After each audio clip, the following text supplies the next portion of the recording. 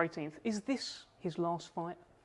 Yes, 1,000,000%. Yeah. Unless he's completely stupid Yeah. and he wants a rematch. But I'm not saying that. This Silpa can rob the bank twice, eh?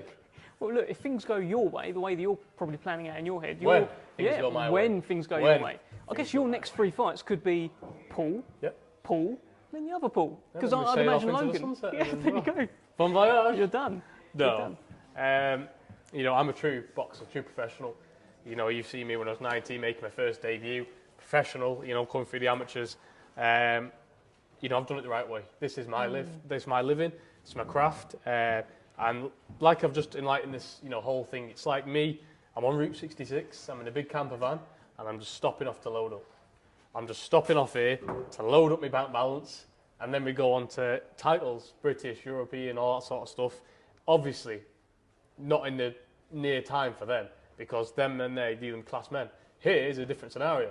You're dealing with a YouTuber who does whatever he does. I've not really watched him on YouTube. I think Sort of like pranks and stuff like that. He's having a laugh with we're Logan. dealing with a prankster, not a man who can severely hurt you in a boxing fight like Deontay Wilder. Well, let me ask you this then. You've just said it yourself. You're dealing with a prankster, right? You're dealing with someone who's maybe not an actual boxer, hasn't been doing it his whole life like yourself. So why are some people saying that this is the hardest fight of your career? Because they're thinking about the occasion and they're thinking about jealousy. And that's the hot topic right here. There's a lot of jealousy floating about. Because I see my own fellow Brits, you know, some ex-former world champions, you know, people who claim to know what they're on about, been in the job the whole life, going against me.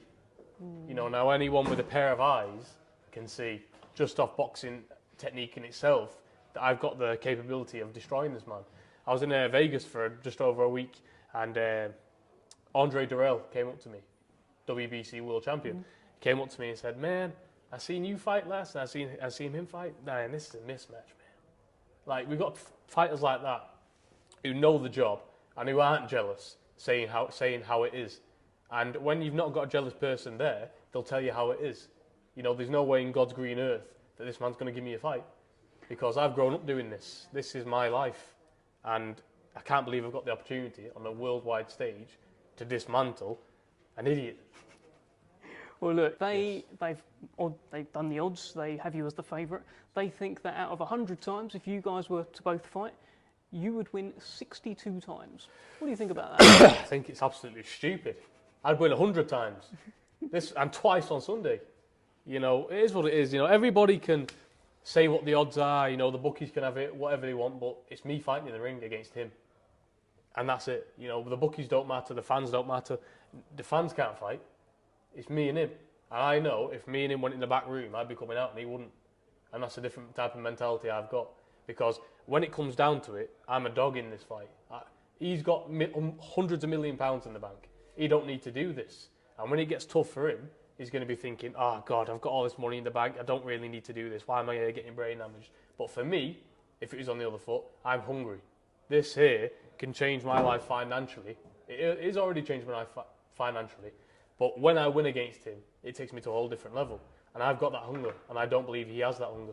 Well, he believes that you are going to crumble under the pressure. KSI has said a similar thing. He said that you are going to, I'm dampening it down, he says you're going to poo yourself in there. Yeah.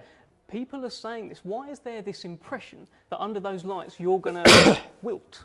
Well, we'll see. Because I'll tell you one thing, if that's the only thing they're banking on for me to lose this fight, my God, I'm a lucky man.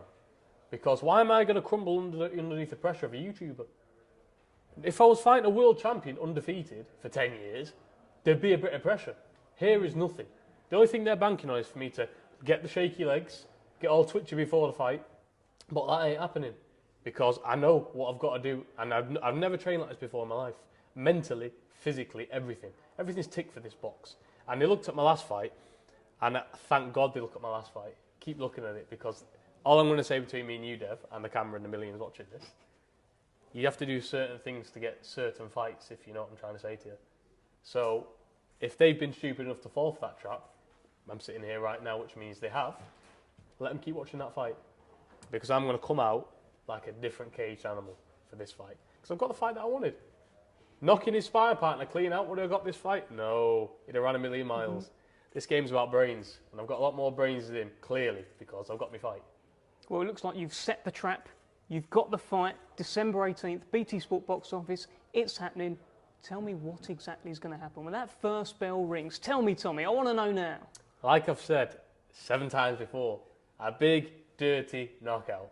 That's what's coming December 18th. I've said it, I predicted it before every fight. That's what's coming.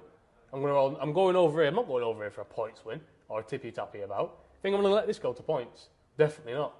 I'm going here for a highlight reel knockout on a bum. And then I'm going to come back here, enjoy my Christmas, put my feet up, and enjoy my family. I'm just looking forward to it. Smiles all around in training camp, smiles all around now. And I can't wait for that because everybody who's saying he's going to crumble himself, please. Tune in December 18th.